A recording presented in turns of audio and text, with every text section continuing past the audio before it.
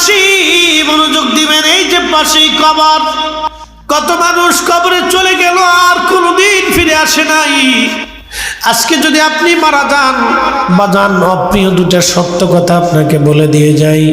আজকে আপনি যদি মারা যান, আপনাকে ঘর থেকে বের করে নিয়ে আসা হবে। ঘর থেকে বের করে আনার পরে আপনাকে একটা বিছানার চাদর দিয়ে অথবা আপনার গায়ের চাদর দিয়ে আপনার কাপড়ের উপরে, শরীরের উপরে ঢেকে দেওয়া হবে। বন্ধু, ওই কাপড়ে ওই চাদরে কোনোদিনও আপনার স্ত্রী সন্তান আর ব্যবহার করবে না। চির সত্য বলতেছি, আমি মারা যাওয়ার পরে আমার এই চাদর দিয়ে যদি ঢেকে রাখা হয়, আমার বাচ্চারা জীবনে এই চাদর আর কোনোদিন ব্যবহার করবে না। বলবে আব্বার লাশের উপরে কাপড়টা ছিল, ওরা ভয় পাবে, ডরাবে। বাবার লাশের উপরে যে কাপড় ছিল, এই কাপড়টা আমরা কেমনে গায়ে দিই ভয় করে। যে প্রিয়তম স্ত্রী একাধারে 40 বছর ধরে আপনার সাথে সংসার করলো, একই বিছানায় ঘুমাইলেন, একই কম্বলের নিচে ঘুমাইলেন, একই সাথে বসবাস করলেন, একই বিছানায় বসে বসে খাবার খাইলেন, আপনার খাবার তাকে খাওয়াইলেন, তার খাবার আপনাকে খাবার দিলেন, কত সুখে দুঃখে পাশে একসাথে জীবন কাটাইলেন। এই স্ত্রী আপনার যে বিছানার চাদর দিয়ে আপনার লাশ ঢাকা হবে, এই চাদর আপনার স্ত্রী আর কোনোদিনও বিছানায় বিছাইবে না। তার কাছে ভয় লাগবে, ভয় লাগবে আমার স্বামীর গায়ের উপরে মরা লাশের উপরে কাপড় দেওয়া হয়েছিল। চির সত্য কথাগুলি বলতেছি, যদিও শুনতে খারাপ শোনা যাবে, কিন্তু এটাই সত্য। প্রিয় মুসলমান, আল্লাহর কোরআনে আল্লাহ ডাক দিয়ে বলেন, ইয়া আইয়ুহাল্লাযীনা আমানু লা তুলহিকুম আমওয়ালুকুম ওয়ালা আওলাদুকুম আন যিকরিল্লাহ।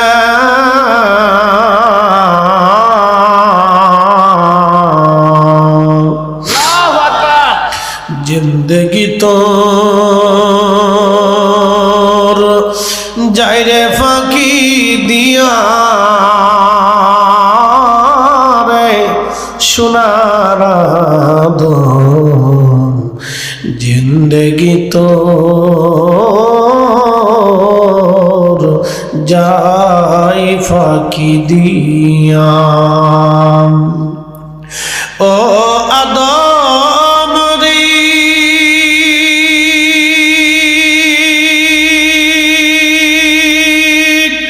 পাগ ধরিয়া গেছে দাড়ি, দন্ত মাসে গুটাচারি। ও আদম রে, পাগ ধরিয়া গেছে দাড়ি, দন্ত মাসে গুটাচারি। সমন জারি গিয়াছে করিয়া রে সোনার আদম, জিন্দগি তোর যাই ফাঁকি দিয়া। বন্ধু, মৃত্যু গ্রহণ করার সাথে সাথে ঘর থেকে বের করে আপনাকে উঠানের সামনে নিয়ে আসা হবে। কত বড় আলিশান প্রাসাদ ঘরের মধ্যে আপনাকে রাখা হবে না, দ্রুত গতিতে ঘরের সামনে নিয়ে আসা হবে। কয়েকদিন আগে, 6 মাস 1 বছর আগে খবরে দেখলাম 24 ঘন্টা বাবার লাশ ঘরের সামনে সন্তানরা রেখে দিয়েছে। বাবা মরার পরে জমি জমা ভাগ বাটোয়ারা নিয়ে ভাইদের মধ্যে গন্ডগোল লেগে গেল। এ বাজার, এরকম অপদার্থ সন্তান যদি দুনিয়াতে থাকে, ওই বাবার চাইতে দুঃখময় বাবা পৃথিবীতে আর কেউ হয় না। ওই মায়ের মতো দুঃখী মা পৃথিবীতে আর কেউ হয় না। বাজার, বাস্তবতা থেকে বলতেছি ফুলকুচাবাসী, ও বন্ধু, আহা, বাস্তবতা থেকে বলতেছি, শুনে যান। আপনার ইন্তেকালের পরে ঘর থেকে আপনাকে বের করে নিয়ে আসা হবে, উঠানের সামনে রেখে দেওয়া হবে। আপনার দামি খাট পালঙ্ক বাড়ি গাড়ি সব ওই দিন বৃথা হয়ে যাবে। সমাজের লোকজন এসে বলবে দ্রুত গতিতে কবরে নামাও, কারণ 24 ঘন্টা পরে লাশ থেকে গন্ধ বের হতে থাকে। 24 ঘন্টা একটা লাশ কিন্তু পচে যায় না, বরং ওই লাশের পায়খানা রাস্তা দিয়ে একটা পোকা বের হয়ে আসে। ওই পোকাটা তামাম শরীরের মধ্যে ছড়াইয়া গন্ধ ছড়াইতে থাকে। আপনার কলিজার টুকরা সন্তান আপনাকে ঘর থেকে বের করে দিবে, আপনার স্ত্রী আপনার কাছেও আসতে চাবে না, শরীর থেকে গন্ধ বের হয়। গন্ধের কারণে কেউ আসবে না, কেউ আপন হতে চাবে না সেই দিন। প্রিয় উপস্থিতি, হাজিরিন, মনোযোগ দিয়ে কথাগুলি শুনে যাবেন। গন্ধ ছড়িয়ে গেল, দ্রুত গতিতে কবরে নামানো হবে আপনাকে সেই দিন। আল্লাহ নবী ডাকতে বলেন, আয়েশা রে, তুমি কি জানো মানুষের জীবনের কঠিন সময় কখন? বলে, আল্লাহ ওয়া রাসূলুহু আলাম। আল্লাহ জানে, নবী জানে। আম্মা জান আয়েশাকে নবী বলেন, আয়েশা রে, একজন মানুষের জন্য কঠিন সময়টা যখন কবরের দিকে নিয়ে যাওয়া হয়, তখন এই রুহটা কাঁদে আর বলে, সন্তান রে, এত তাড়াতাড়ি মায়া ভুলে গেলি, আজ আমার এত তাড়াতাড়ি কবরে নামাচ্ছ। কবরটা আর আমার কবর নাই, এটা জাহান্নামের টুকরা হয়ে গেছে। কলিজার টুকরা সন্তান, আর একটু পরে কবরে নামা। নবীজি বললেন, পাখিরা কথা শোনে, পশুরা ডাক শোনে, কিন্তু মানুষ এবং জিন এই দুইটা প্রাণীকে আল্লাহ কথাগুলি শুনতে দেয় না। ওই রুহু কান্না করতে থাকে। আহা, নবীজি বলেন, আয়েশা রে, যখন কবরের কাছে নিয়ে যায়, দুইজন কবরের মধ্যে নেমে যায়, আর মানুষগুলি উপরে কবরের চারপাশে দাঁড়ায়। যখন কবরে নামানো হয়, ওই রুহুটা কাদার বলে, বুঝি এই দুইজন আমার সঙ্গে কবরে আমার সফর সঙ্গী হয়ে যাবে। আজ একা একা রওনা হবেন এমন এক জগতে, যেই জগতে আপনার আমার আর আপন কেউ নাই। এই জন্য আল্লাহ বলেন, এ বান্দা, সম্পদ এবং সন্তানের প্রেমে পড়িয়া তোমরা আমি আল্লাহর জিকির থেকে নিজেকে গাফেল করো না। যদি করো, ومن يفعل ذلك فأولئك هم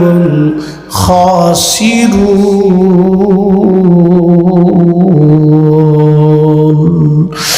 बादशाह क्या फकीर हो, सबको एक ही ठिकाना। बादशाह क्या फकीर हो, सबको एक ही ठिकाना।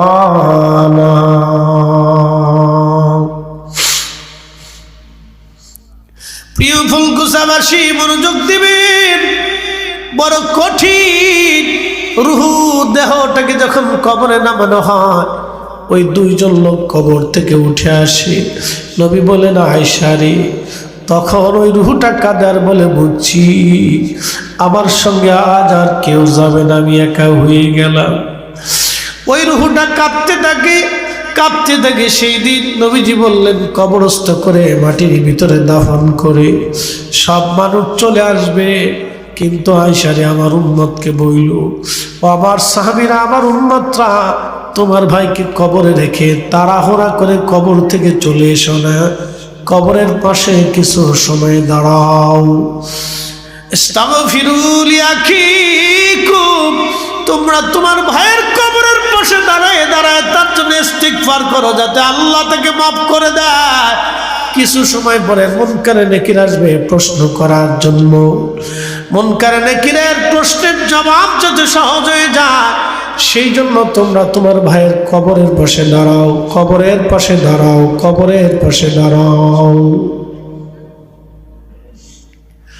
এই জন্য কবর দেওয়ার পরে তাড়াহুড়া করে চলে আসবেন না, কিছু সময় কবরের পাশে দাঁড়াবেন, দোয়া করবেন, কোরআন থেকে তেলাওয়াত করবেন, কিছু সময় কবরের পাশে দাঁড়ায়া তার জন্য দোয়া করবেন। রাসূলের একজন সাহাবী, তার নাম আব্দুল্লাহ জিল বাজাদাইন রাদিয়াল্লাহু আনহু, তিনি রাসূল কারীমের এমন প্রেমিক সাহাবী ছিলেন, ধনাঢ্য বংশের সন্তান ছিলেন। দুনিয়াদারি সব ছেড়ে দিয়ে তিনি আল্লাহর নবীর কদমে এসে কালেমা পড়ে মুসলমান হয়ে গেলেন। কালেমা পড়ে যখন মুসলমান হলেন আব্দুল্লাহ জিল বাজাদাইন, মুসলিম হয়ে যাওয়ার পরে তার চাচা এসে বলল, আব্দুল্লাহ তুমি মুসলমান হয়ে গেছো, অতএব আমরা ইয়াহুদি, তুমি মুসলমান, আমাদের গোত্রে তোমার কোনো জায়গা হবে না, তুমি চলে যাও নবী মুহাম্মাদের কাছে। কিন্তু আমি চাচা তোমাকে সমস্ত সম্পদ থেকে বঞ্চিত করলাম, একটা করিও সম্পদ তুমি কখনো পাবে না। আব্দুল্লাহ জিল বাজাদাইন ডাক দেখে, চাচা দুনিয়ার সব কিছু দিয়ে দিতে পারি, কিন্তু আমি যেই কালেমা গ্রহণ করেছি চাচা গো, এই কালেমা আমি কোনোদিন দেব না। চাচা ডাক দে বলেন, আব্দুল্লাহ তাহলে তোমার পরনের জুব্বাখানা আমাদের টাকার কেনা, ওই জুব্বা দিয়ে দাও। আব্দুল্লাহ জিল বাজাদাইন ওই জুব্বাখানা খুলে দিলেন। জুব্বা খুলে দেওয়ার পরে চাচা ডাক দে বলে, আব্দুল্লাহ জুব্বা তো দিলা, কিন্তু তোমার পরনের লুঙ্গিটা আমাদের টাকা। বন্ধু তারা সাহাবী আল্লাহর নবী তাবুকের যুদ্ধের ময়দানে চলে গেলেন। যুদ্ধের ময়দানে চলে যাওয়ার পরে সাহাবায়ে কেরাম যুদ্ধের ময়দানে গেলেন। কাফেররা 30,000 সাহাবীর কথা শুনে পালায়ে চলে গেল, আর যুদ্ধে তারা আসে নাই। আল্লাহর নবী তাবুকে 1 মাস পর্যন্ত অবস্থান করলেন, ফিরে চলে আসবেন। এমন সময় সাহাবীরা সংবাদ দিলে, ইয়া রাসূলুল্লাহ আব্দুল্লাহ অসুস্থ হয়ে গেছে। নবী বললেন, তার সেবা করে আল্লাহ কবুল করেছে, সে শহীদ হয়ে যাবে। আব্দুল্লাহ ইন্তেকাল করলো। আল্লাহর নবী বললেন, তার দাফন কাফনের ব্যবস্থা করো। সাহাবীরা আল্লাহর নবী সাহাবায়ে কেরামকে দাফন কাফনের ব্যবস্থা করলেন। কবর খনন করা হলো। নবীজি কবরের পাশে দাঁড়ায় বলেন, এ সাহাবীরা, তোমরা আজকে আমার আব্দুল্লাহকে কবরে রাখো না, আমি নবী নিজে হাতে আমার আব্দুল্লাহকে কবরে নামাবো। না না হয় না, আরো জোরে বলেন আল্লাহু আকবার। আমার নবী নিজে হাতে আব্দুল্লাহকে কবরে নামাচ্ছিলেন। এমন সময় আব্দুল্লাহ ইবনে মাসউদ ডাক দেখে, ইয়া রাব্বি, এই আব্দুল্লাহর জায়গায় যদি আমি আব্দুল্লাহ হইতাম, আমার জীবন কত বুলন্দ হইতো। আমার রাসূল আমাকে নিজে হাতে কবরে রাখতেন, আমার রাসূল আমাকে নিজে হাতে কবরে রাখতেন। এর চাইতে বুলন্দ নসিব আর কিছুই নাই। উম্মত রাসূলের হাতে উম্মতের দাফন কাফন হয়, এর চাইতে বড় বুলন্দ নসিব আর কিছুই নাই। জোরে বলেন না মারহাবা। দাফন হয়ে গেল।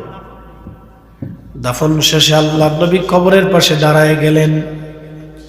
দাঁড়ায় নবীজি হাত বাড়াই দিলেন, সাহাবায়ে কেরাম হাত বাড়াইলেন।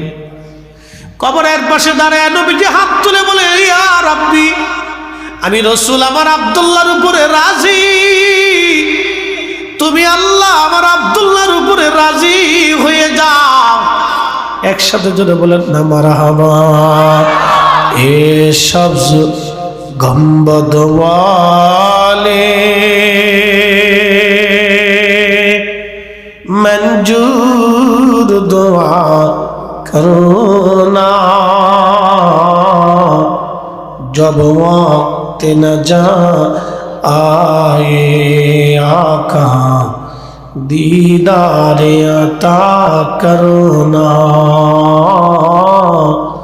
दीदार अता करना। मैं कब्र अंधेरी में घबराऊंगा जब तन्हा में, कब्र अंधेरी में घबराऊंगा जब तन्हा, इमदाद मेरी करने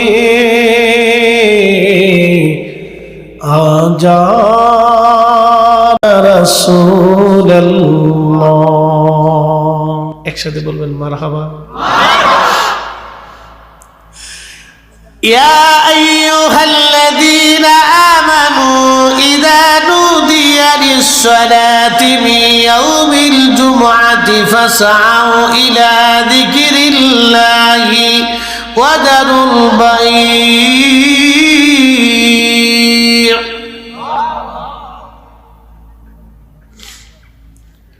সারা মদিনার ভিতরে দুর্ভিক্ষ ছড়িয়ে গেল। একাধারে 7 দিন মদিনার মধ্যে কোনো খাবার নাই, পানি নাই, খাবার নাই, গম নাই, জব নাই, আটা নাই, রুটি নাই। সারা মদিনাতে মানুষের কাছে পয়সা আছে কিন্তু কোনো খাবার নাই, কোনো রুটি নাই, কোনো গম নাই, জব নাই। মদিনায় হাহাকার পড়ে গেল। 7 দিন পর্যন্ত মদিনায় কারো ঘরে খাবার নাই, মদিনার বাজারেও নাই। আল্লাহর নবী জুমার দিনে খুতবা দিচ্ছিলেন। আল্লাহর নবী জুমার দিনে খুতবা দেন। খুতবা দেওয়ার সময় রাসূল করিম সাল্লাল্লাহু আলাইহি সাল্লাম যখন খুতবা দেন, খুতবা দেওয়ার সময় একজন ঘোষণাকারী বলে দিয়ে গেল, শুনছো মদিনাবাসী, শাম থেকে একটা বণিক দল খাবারের কাফেলা নিয়ে মদিনার বাজারে আসছে। যার যার আপন জনের জন্য পণ্য সামগ্রী যা যা প্রয়োজন কিনে নিয়ে আসুন। বুঝতে পারতেছেন মদিনায় কারো বাড়ি খাবার নাই। কঠিন এই পরিস্থিতিতে মসজিদে নববী সাহাবায়ে কেরাম ছেড়ে দিতে লাগলেন। মসজিদ থেকে মুসল্লি যেতে যেতে যেতে যেতে যেতে যেতে সব মুসল্লি চলে গেল। মাত্র 10 জন মুসল্লি আমার নবীর সামনে বসে রইলেন। একবার জোরে বলা যাবে কি আল্লাহু আকবার? মেলান্দবাসী, ফুলকুচাবাসী খুব মনোযোগ দিবেন। সমস্ত সাহাবী মসজিদ থেকে বের হয়ে চলে গেল। মাত্র 10 জন সাহাবী মসজিদের মধ্যে নবীর সামনে বসা। আল্লাহ নবী খুতবা শেষ করার পরে দেখলেন কোন সাহাবী নাই, মাত্র 10 জন সাহাবী বসে আছে। আল্লাহর হাবিবের সামনে বসা হযরত আবু বকর, প্রিয় নবী তখনই ঘোষণা দিলেন আবু বকর ফিল জান্নাতি। এরপরে ওমর বসা, ঘোষণা দিলেন ওমর ফিল জান্নাতি, ওসমান ফিল জান্নাতি, আলী ফিল জান্নাতি, তালহা ফিল জান্নাতি, জুবায়ের ফিল জান্নাতি, আব্দুর রহমান ইবনে আউফ ফিল জান্নাতি, সাদ বিন আবি ওয়াক্কাস ফিল জান্নাতি, আবু উবাইদা ইবনে দাররা ফিল জান্নাতি, সাঈদ ইবনে জুবায়ের ফিল জান্নাতি। এইভাবে নবীজি 10 জন সাহাবীর নাম ঘোষণা দিলেন। এরা সবাই আল্লাহর জান্নাতি, সবাই খাবারের জন্য চলে গেছে, কিন্তু এরা রাসূলের দরজা ছেড়ে দেয় নাই, আল্লাহর ঘর মসজিদ ছেড়ে দেয় নাই। জুমার নামাজের জন্য তখনও তারা বসে আছে। আল্লাহর নবী বলেন এরা সবাই আল্লাহর জান্নাতি, জান্নাতি, জান্নাতি। একবার জোরে বলা যাবে কি আল্লাহু আকবার? পরীক্ষায় পাস, জোরে বলেন পরীক্ষায় পাস। সব চলে গেছে, 10 জন বসা। 10 সাহাবী। কয় সাহাবী? এই 10 সাহাবীর নাম আশারায়ে মুবাশশারা। 10 জন জান্নাতে সুসংবাদ প্রাপ্ত সাহাবী। শুধু জুমার মসজিদে বসে থাকার জন্য আল্লাহর রাসূল তাদেরকে জান্নাতি ঘোষণা দিয়ে দিলেন। পরীক্ষায় পাস, জোরে বলেন পরীক্ষায় পাস। এই প্রচন্ড শীতের মধ্যে কে আসবে পরীক্ষায় পাস? কোটি মানুষ আসতে হবে না, যে আসবে সে পাস, যে বসবে সে পাস। কথা বলেন ঠিক না বেঠিক? ফয়সালা কি আমাদের না আল্লাহ? আল্লাহর ফয়সালা, কোরআনের ফয়সালা, সে পাস হবে। এই জন্য সবাইকে আল্লাহ কবুল করবে না, যাকে পছন্দ করবে সে আসবে। কথা ঠিক আছে না ভাই? আমরা এখন কার মেহমান? একসাথে বলতে হবে কার? আপনারা আমাদেরকে দাওয়াত করে আসছেন না? আমার এই ভাই আমাকে দাওয়াত করছেন, বারবার ফোনে ফোনে কথা বলছেন, ভাইটা দাওয়াত করে আনছেন। তো ভাই সর্বোচ্চ সম্মান দেওয়ার চেষ্টা করতেছেন। আমাকে বললো যে ভাইজান আমি এই আয়োজনের কোনো ত্রুটি করি না, পাবলিক আসবে না আসবে সেটা আমার ফাংশন না, ওটা আল্লাহর ইচ্ছা। আমি বললাম যে আল্লাহ যাকে কবুল করবে সে আসবে। আমাদের এখানে কোনো জোর করে আনার কোনো সুযোগ সিস্টেম নাই। আল্লাহ যাকে পছন্দ করবে সে আসবে। কথা ঠিক আছে না ভাই? তো আয়োজনের কোনো কমতি নেই, সদিচ্ছারও কোনো কমতি নেই। আমি মেহমান হিসেবে আসবো, আমার সমাদরও আপনার কম করেন, যথেষ্ট সমাদর করছেন। এখন আল্লাহ আপনাকে তার বেহেশতের বাগানে দাওয়াত করে আল্লাহ আপনাকে নিয়ে আসছে। এখন আল্লাহ আপনাকে কি সমাদর করবে সেটা আল্লাহর দরবারে। তবে আল্লাহ সমাদর করবে যে আমার মেহমান হয়ে আমার বান্দারা যেহেতু আসছে, আমার বান্দারা যেহেতু গুনাহ করেই ফেলছে, তো আমি আল্লাহ আমার বান্দাদের গুনাহকে মাফ করে দিলাম। তাহলে আমরা পাস। সব সাহাবী চলে গেল, 10 জন সাহাবী বসা। নবীজি বললেন এই 10 জন আল্লাহর জান্নাতি জান্নাতি জান্নাতি। তখনই কোরআনের আয়াত আল্লাহ নাজিল করলেন, ইয়া আইয়ুহাল্লাযীনা আমানু ইযা নুদিয়া লিস-সালাতি মিন ইয়াউমিল জুমআতি ফাসআউ ইলা যিকরিল্লাহি ওয়া যারুল বাই'। হে ঈমানদার, হে ঈমানদার, যখন জুমার নামাজের জন্য আহ্বান করা হয়, আজান পড়ে যায়, তখন বেচা বিক্রি, ব্যবসা বাণিজ্য, লেনদেন, ওঠা বসা, কৃষিক্ষেত, কামার, তোমার জীবনের সমস্ত কাজগুলি তুমি ছেড়ে দাও।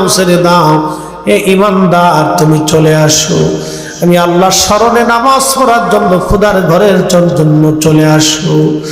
দালিকুম খায়রুল লাকুম ইন কুনতুম তা'লামুন। তুমি যদি এটা অনুধাবন করো, এটা উত্তম কাজ, নেকের কাজ, ভালো কাজ, তাহলে তুমি চলে আসো, তুমি চলে আসো। আমি আল্লাহর হুকুম তামিল করার জন্য জুমার নামাজে চলে আসো। কিন্তু আজান পড়ার সাথে সাথে ব্যবসা বাণিজ্য, লেনদেন, দোকানদারি, উঠা বসা, চাকরি বাকরি, যার যা আছে সব ছেড়ে দিতে হবে, ফেলে দিতে হবে। একসাথে বলবেন আল্লাহু আকবার। এই জন্য জুমার দিনে শুক্রবারে যেই দেশে ছুটি ঘোষণা করা হয়েছে, আমি মনে করি দেশের যেই রাষ্ট্রপ্রধান ছুটির ব্যবস্থা করেছে, আল্লাহ তা থেকে একটা বেনিফিট অবশ্যই আল্লাহ দিবে। বাংলাদেশের, পৃথিবীর বহু মুসলিম দেশে শুক্রবারে কোনো ছুটি নেই। আপনি আরব বিশ্বে চলে যাবেন, দেখবেন বহু আরব দেশে আছে শুক্রবারে ছুটি দেন। দুবাইতে যায় দেখবেন শুক্রবারে ছুটি নেই, মুসলমান দেশ। আমরা বাংলাদেশ হলে বাটাম চালান দিয়ে দিতাম এতদিন। কি কথা কর না কেন? আমরা বাংলাদেশ হলে এতদিন বাটাম চালান হয়ে যেত। কিন্তু কপাল ভালো যে আরবের দেশ, ও দেশের মুসলমান হিজলে না কি আমি জানি না। আরে বেটা, জুমার দিন সাজ্জাদুল আইয়াম, দিনের সর্দার, পৃথিবীর শ্রেষ্ঠ দিনের একটা দিন হচ্ছে জুমার দিন। আল্লাহ রাসূল বলেছেন, আমার উম্মত, আল্লাহ আমাকে স্পেশালিস্ট এই জুমার দিন আল্লাহ আমাকে উপহার দিয়েছে এই উম্মতের জন্য। একসাথে বলা যাবে না আল্লাহু আকবার? না, জোরে বলেন আল্লাহু আকবার। এই জুমার দিনে আল্লাহ বলেছেন, এ বান্দা, তোমার ব্যবসা বাণিজ্য, রুজি, চাকরি বাকরি সব ছেড়ে দেবা, কিচ্ছু রাখবা না, তুমি জুমার জন্য তুমি মসজিদে চলে আসবা। মুসলিম দেশ জুমার দিনে ছুটি নেই। সব ইসরায়েলের দালালি। কি কথা কর না কেন? যার কারণে ফিলিস্তিনিরা ৭৫ বছর ধরে মাইর খায়।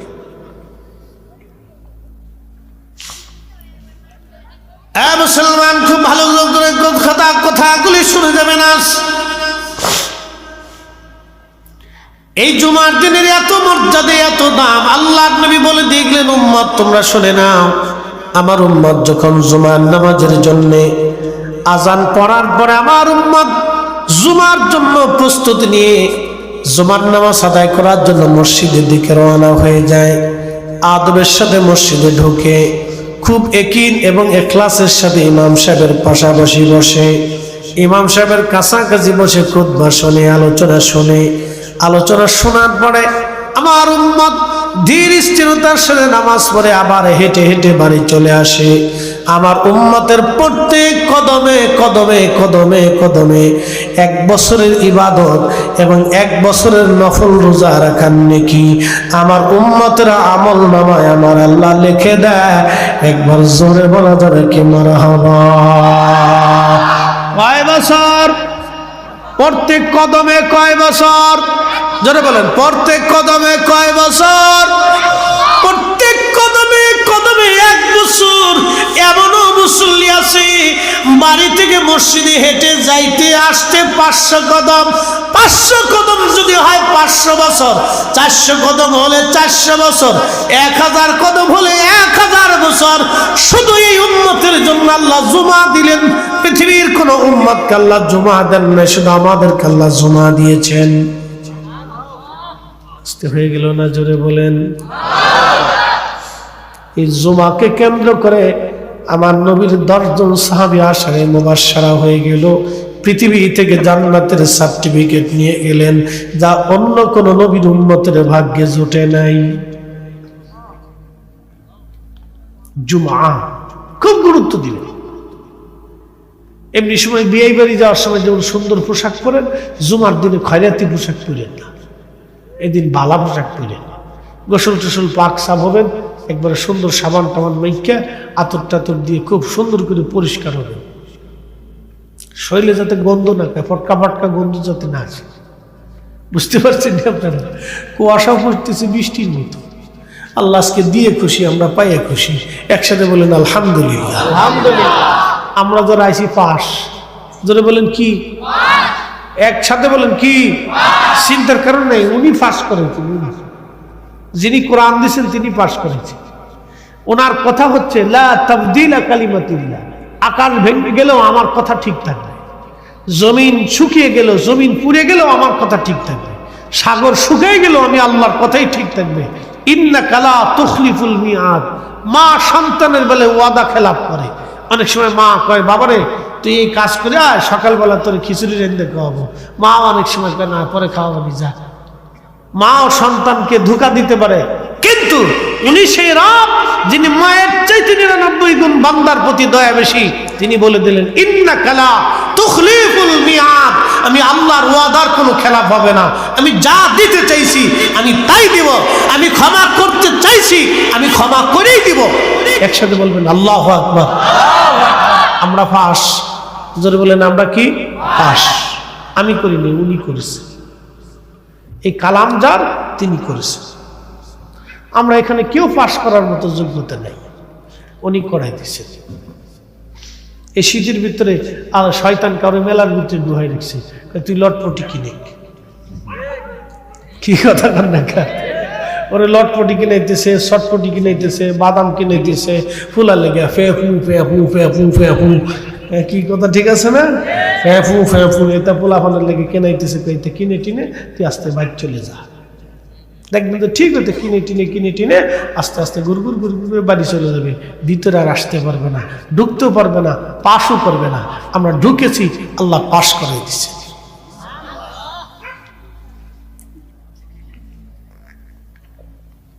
শয়তান এর উপরে বিজয়ী হয়েছে, কিন্তু আমাদের কাছে পরাস্ত হয়েছে। ইন্নাহু লাকুম আদুউম মুবিন। সে প্রকাশ্য দুশমন, আমাদের ক্ষতি করার জন্য আপ্রাণ প্রচেষ্টা করতেছে।